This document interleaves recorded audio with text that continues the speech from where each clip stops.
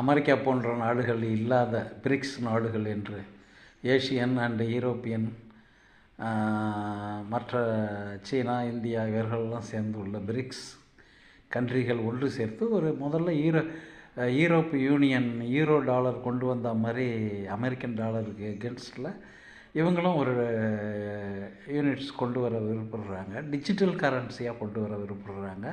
இதில் கரன்சியில் உள்ள பணம் அளிக்கிறதுல உள்ள இன்ஃப்ளேஷனரி பிரச்சனையை போக்குறதுக்காக இவர்கள் கோல்டு ஸ்டாண்டர்ட் பண்டைய காலத்து நாணய முறை, பண்டைய காலத்து பணம் பரிமாற்ற முறையை கோல்டு ஸ்டாண்டர்ட் அடிப்படைன்னு கேள்விப்பட்டிருப்போம்.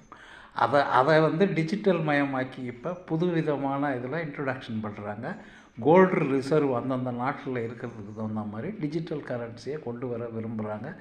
இது இதோட போட்டி போடும் அமெரிக்கன் டாலரோட. அதனால் இங்கே உள்ளவர்கள் வியாபாரம் செய்ய இந்த பிரிக்ஸு மாநாடு நடத்தி முடிவு பண்ண இந்த காயின்ஸு, இந்த கரன்சி டிஜிட்டல் வடிவத்தில் வருது. வரவேற்க வேண்டியது தான். ஆனால் இதில் ஊழல்கள் செய்யாமல், ஸ்கேம் செய்யாமல் இருந்தால் இந்த திட்டம் நல்ல விதமாக நிறைவேறும். இல்லை என்றால் தவறு செய்யக்கூடிய நாடுகள் பாதிக்கப்படும். கரன்சி சிஸ்டம் நடத்துகிற மெத்தடில். அதனால் இது ஒரு வகையில் நல்லது தான். அமெரிக்கன் டாலரினுடைய போட்டி, விலை ஏற்றம் இதெல்லாம் தடுக்கிறதுக்கு இது ரெகுலரைஸ் பண்ணும்.